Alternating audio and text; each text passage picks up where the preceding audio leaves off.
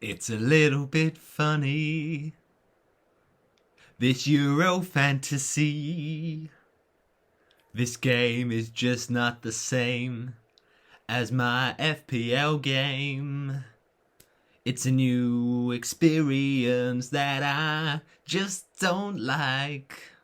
I think it's time for the season to start, I think. I don't know why I'm singing. It doesn't seem wrong. It may be quite simple, but Euro Fantasy is just not. It's not the same. It's not the same. It's not the same as FPL. So I might just have to take the L. Hello, and today we are doing a Euro Fantasy review for match day number 6, i.e. the semi-finals, and also a preview for the lovely final between Italy and England. And yeah, it's going to be really interesting. We look across how we've done this kind of whole game. Obviously, I'll try and get a video out, like reviewing my whole kind of time doing this game once the final is over, but I'm not sure if I'll be around to do that, so we'll see how things go basically. But today we are looking at specifically the semi-finals and the final. So yeah, go on to smash a like on it, share with your friends. If you know someone out there that's really interested in general football content, I do Euro fantasy content on this channel, but obviously once the Euros are ended, then we'll be back on our predictions for the new season when we can. And on my other channel, that is of course FPL Yellow Army, all capitals, we do lots of great FPL content. So that is just the Fantasy Premier League game for the upcoming 2021 to 22 season. So yeah, make sure you subscribe to that one as well. Let's get into the one on this channel though, and that is my Euro Fantasy team. So actually we're going to do things in reverse order this time because I've got the team in front of me and I kind of just want to lock it in, to be honest. Now, I don't know, I'll be honest, who's going to play. And I actually do need to just get something sent off whilst we speak. So let me just get that confirmed, people. And then we will be able to delve in and dive into my reasonings behind certain players that I've got and all that lovely, lovely stuff. And we'll, of course, review the semi-final results. So let's have a little look at the results. So I also did a review of the Ukraine game in the quarterfinals. Unfortunately, I didn't get round to doing a Denmark review for England, and I don't think I'll be able to do a review of the Italy game, but it's fine because in future videos I'll touch on it and obviously review what happens there. But let's just get into my Euro Fantasy team. So here we go. Let's just set this up. Here we go. Lovely jubbly. Yeah, okay. So once we've done that, we will set that up to record. Okay, so basically what I was wanting to do was let you know why I've gone with the team I've got right now. So I had 5 free transfers going into this final. I had 5 free transfers going into the semi-finals.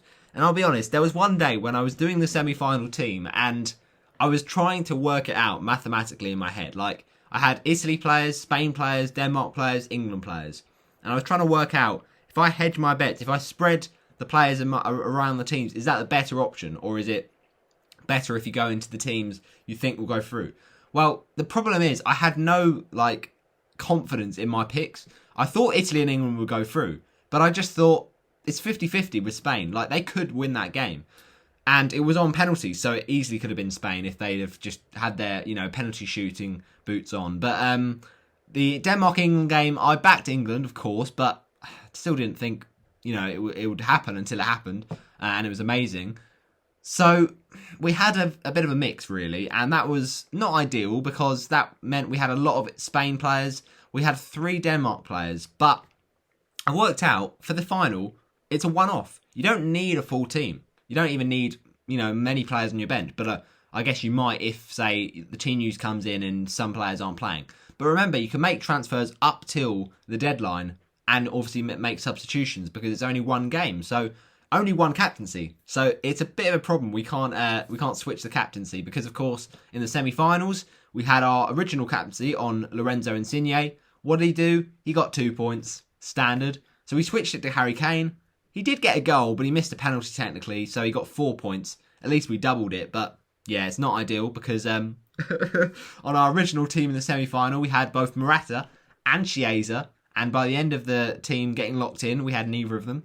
I'm just the Tinker Man. I really stopped doing that because it will become the death of me. I just need to stop changing things because I don't have faith in it. But yeah, that's, it is what it is. But what we've done is we've taken the 5 transfers. We've not done any hits because I'm not about that. It's going to massively drop my rank. And this is the last week. So we want to make the most out of this week. Try and get a respectable rank.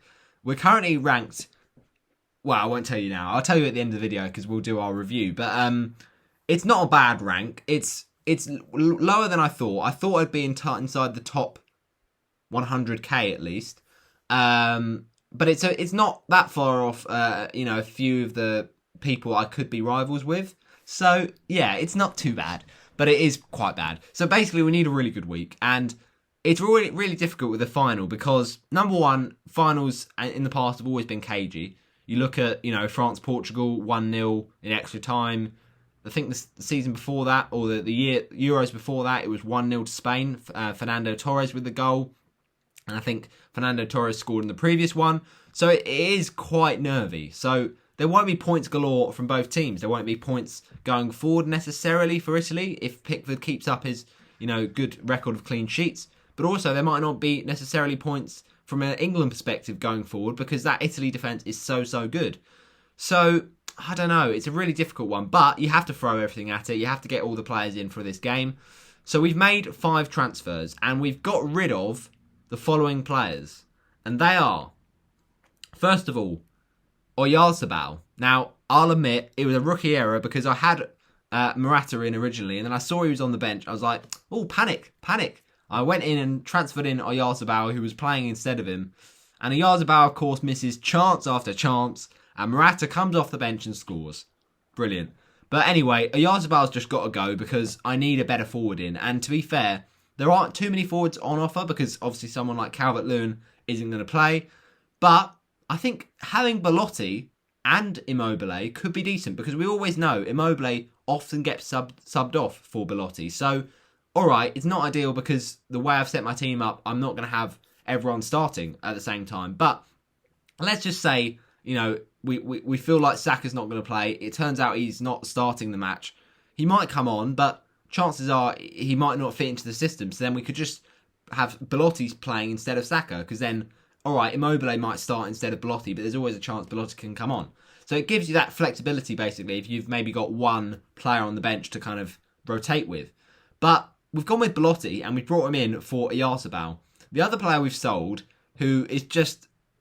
It's just not ideal, really. Jordi Alba, because we thought maybe it'd be a 50-50, Spain getting through, but no, Italy got through, and I think Oyarzabal got 2 points, because at least he played enough minutes, but I'm pretty sure Jordi Alba got 0, because he conceded 2 goals, or should I say, no, he conceded 1, but maybe he got a yellow card, I don't know, but basically he didn't do too well for me, other than that week he played against Switzerland, where he got the assist for the own goal. He's had a shocker in my team. So instead, who comes in for him? It is a bit of Chiellini. Hey, it's got to be done. Now, it was a toss-up between Bonucci and Chiellini. Now, I'll be honest, I could easily go back to Bonucci. I don't have to make these transfers now, but I'm a bit of a busy man on Sunday because I'm watching the England game and I'm going to be elsewhere. So I don't think I'm going to be able to change my team in time. So I basically have to just pray in the Euros and football gods that my team will play this round of games. So obviously it's a problem because if, say, Saka's benched and Belotti starts, then I won't be able to swap it in time. But we just got to hope that the decisions we make are the right ones. I don't know what those selection choices will be, but we'll come to it at the end of the video. But yeah, we've brought in Chiellini for Jordi Alba. The other one, we've sold another defender, and that is, of course, Joachim Mæhle, who got knocked out with Denmark. I think he also got 0 points. Maybe he definitely got a yellow card or something. He actually gave away the penalty. That was probably it. that Kane eventually put away after the rebound save from Schmeichel. So yeah, we had to get rid of him after him getting knocked out. We need that good defender in there, and we've gone with Harry Maguire, slabhead. He's a man for the big occasion, I'm telling you. So I feel like, yes, Italy will be hard to break down, but if there's one man from a defensive point of view for England that can open up that Italy team, Maguire is very, very good in the air. All right, he'll have a job on against someone like Chiellini, who could score up the other end, but I think that could be a really interesting battle, and Maguire's certainly good enough to go through that. So in midfield, we've got a few departures as well. We've sold a little bit of Dani Olmo. We've kept Ferran Torres for no reason whatsoever, but just, I don't know, it just fits with the price we've gone with. So Ferran Torres and Thomas Meunier from Belgium, I just never bothered to get rid of him because I knew that it'd be too many minus points. But it's fine, I don't need a bench. So those two players, as well as Kasper Schmeichel, are still just on my bench because we don't need them. Obviously, if you've got Limitless chip, you can basically bring in anyone you want. Or if you got the wild card, the same thing. If you got limitless money. But the thing is, it's only one day. So if you have two goalkeepers, then why would you do that? Like, you're going to have probably one play. So you're missing out on points. Just have a player on the bench that's not going to play, I guess. And then I get what the feeling is with like having a bench, because some players might not play and then you have auto subs. Why not? But you can only guarantee auto subs if you feel like the players you've got starting aren't guaranteed for 90 minutes. So you've also got to think about who are the players that are likely to go beyond 90 minutes. I think someone like Harry Kane, Raheem Sterling, and Federico Chiesa can fit into that bracket. Immobile I'm a bit worried more about, because obviously that's why I've got Belotti. But Federico Chiesa, we just mentioned, he's come in for Dani Olmo. And we've also got Bukayo Saka, and he's replaced Jack Grealish. Now, oh no, has he? No, I sold Jack Grealish last week. That was right. Sorry, apologies. No, we've got Bukayo Saka in for Damsgaard. So Damsgaard did us the bits last week, but obviously he's been knocked out. So Saka comes in. Now, Saka is a risky one, of course, but it was the only one we could afford. We couldn't afford Sancho. We couldn't afford Grealish with the players we brought in. So I feel like Saka probably does start, but it could easily be Grealish. It could easily be Sancho. We just got to hope and pray, basically. And if Saka doesn't play, then yeah, it's fine. If Saka doesn't play, then Belotti will just get auto subbed in. So I don't actually have to change my team up to the last minute. Hence, I can just lock it in early doors. And of course, we've got Chiesa in there, who was just so good in that game against Spain. Hopefully he does a little bit more if England can still win, of course. I don't want that to be at the detriment of England, but the detriment, I should say. But Chiesa was pretty good against Italy, to be fair, against Spain, to be fair to him. And Insigne, he's always the man for the big occasion. We've kept him in. So we've made 5 transfers, basically. We've sold Olmo, we've sold Damsgaard, we've sold Jordi Alba, and we've also sold, I'm trying to think now, Myler. And then up front, we've sold a little bit of Oyarzabal. But we've brought in Chiesa, Chiellini, Maguire, Saka, and Belotti. So, what's the overall selection? We've got Donnarumma in goal, Emerson at the back, Shaw as well, Sterling, Insigne, Kane, and Immobile. And I genuinely do not know a clue who to captain, because there's so many good options. But we've got 0.9 left in the budget. I don't feel like there's many other options at the price bracket I've got to make any more upgrades in terms of prices and players. So we're just going to go for it. We've got to just hope we're lucky. 0.9 left, but we don't need that 0.9. Let's lock the transfers in. It's no hits for this week, and some interesting players into the team. So let's get that locked in. We've just confirmed it. Lovely stuff. And the question is, people, do we play Belotti over Saka? Because realistically, Immobile is going to start the game, you'd imagine. If he isn't taken off, then, it's a shame, but it's fine. Kane will obviously start. Insigne will start. Chiesa should start. Berardi is not looking likely to play. Chiellini, of course. Emerson will play because of Spinazzola's absence. And Maguire and Shaw will play. So it's basically Belotti or Saka. I mean, it's a difficult toss-up. I guess Chiesa might not play, but chances are he will. So, do we start Belotti? I don't think Belotti starts. Surely Immobile starts that game. I know he's not been amazing so far, but neither is Belotti. So I think they stick with their main striker in a big final like this. We're going to leave it as that. And as I said, auto subs can come to the rescue if possible. But one thing I've realised is I need to switch on auto subs because you can't basically sub players out because it's only one day. So I don't think auto subs manual subs plays into it. But is there a section where you can switch on auto subs? I hope there is. Right, we're just going to leave it at that. But let's try and access it through another device and then we'll lock in auto subs. Because that's what we're going to need basically for this team. But yeah, that is my team locked in, people. Comment down below what your thoughts on it are. It's very boring, mainly because I've got no other clue of what to do. But let's just see if we can try and get it right with our captaincy. That's the main thing to discuss. I think Kane has got to be a contender. Sterling as well. Insigne, Chiesa. They're all great contenders, so it really does make it difficult. Yeah, there doesn't seem to be an auto subs option on here, which is a bit annoying, really. Oh, it says look, prior to this round of games, look, can you just see there? It says auto subs off. So I wonder if there's a way for me to turn them on. Rules maybe? No, it doesn't say anything there. How do you turn them on? There's got to be a way. Maybe because of the fact that there's only one game, there isn't auto subs. But that doesn't seem right because, alright, manual subs, fair enough, because, you just got to get it right the first time. But surely auto subs, if a player is not playing, I need to look at the rules to be honest, because I don't know how that works. Let me have a look. So, auto subs. Right, manual substitutions between match days. Well, of course, there's only one match day, so, we can't make any subs.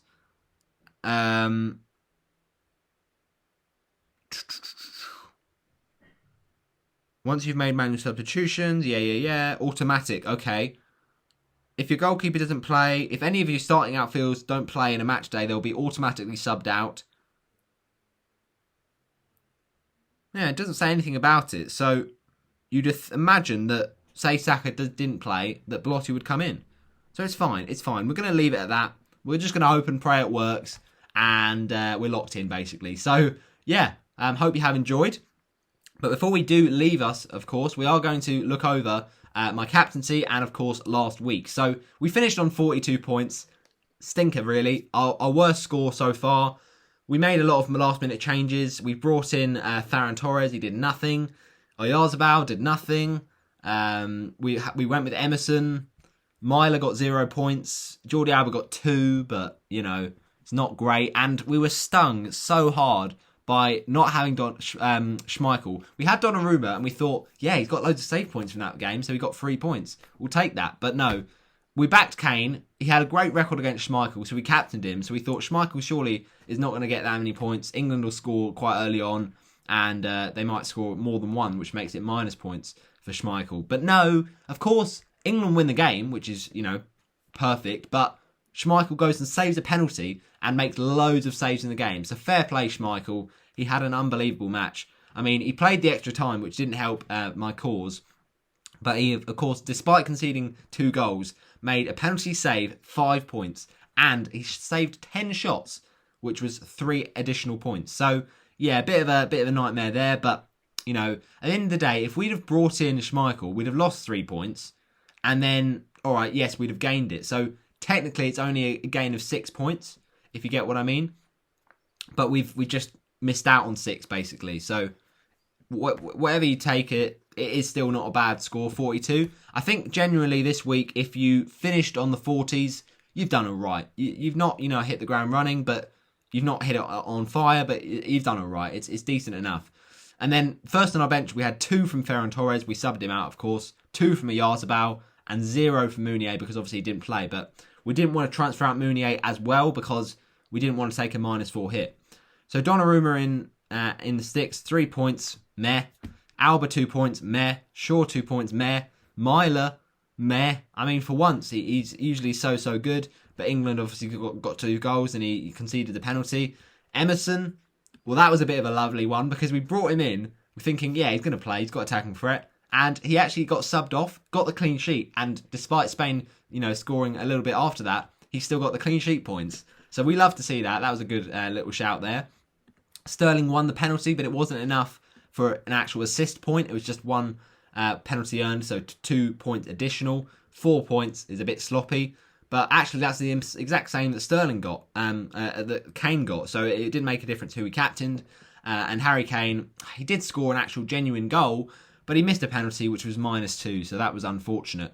In midfield, 2, 5 and 8 between Insigne, Olmo and Damsgaard. Damsgaard, he's my man. What a legend.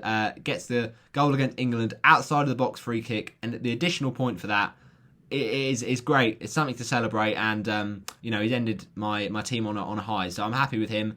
Olmo, lovely assist in that game against Italy, but he could have had so much more. Just the 5 points. And Insigne was a bit quiet, to be fair. It was a bit disappointing. Immobile, I think, was robbed, to be honest, of an assist against Spain, because, alright, yeah, he got a little touch on it, but can you not just give it to him? I think on UEFA website it said Immobile assist, but it wasn't in the game, so great.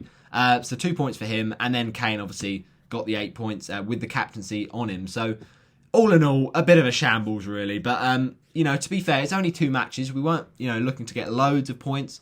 Would have been nice to get in the 50s, but that's a very rare thing. So you saw a lot of people on 40s and the odd person on 29, 30. Then yeah, I feel for you. But that was my team. What had it done for my rank though? We are looking at a very shabby and unimpressive rank of 246,201. So my overall points is currently sitting at a total of it is 299 points. Agonising stuff. We're not quite at 300, but yeah, we've dropped down a little bit, to be fair. A bit of a red arrow, that one. You don't like to see it, to be fair, but actually, considering what I was on the previous week, it's actually a green arrow. So I don't know how this game works, but anyway, 246k. Let's try and get up to above 200k by the end of the week. I'll probably have another red arrow, let's be honest. This game is just not that fun, but anyway, it has been a bit of a thrill, a bit of a spill, and a bit of an interesting one for Euro Fantasy. But that's my final video, so yeah, smash a like on it. Who are you captaining? For me, I think it's got to be Kane. I think it just has to be. I know that he was a bit quiet until that penalty against Denmark, but the point ceiling is so high for Kane. It's between Kane and maybe Insigne, I think. But we're going to go... Oh, do we go Harry? I mean, who do I think will win? I've gone bold in my prediction by saying England, but I don't realistically think it's going to be England, do I? So maybe we should go Italy. I'll go Insigne because it's almost like quite poetic. I love a poetic thing, even if it doesn't get points. But I started the tournament captaining him against Turkey. I've ended it captaining him against England. We're just going to leave it at that. Going to leave it at that. Belotti on the bench. We are locked in and loaded. So thanks for watching this Euro Fantasy review of last week and preview. And I shall see you for next season on FPL. Thanks for watching.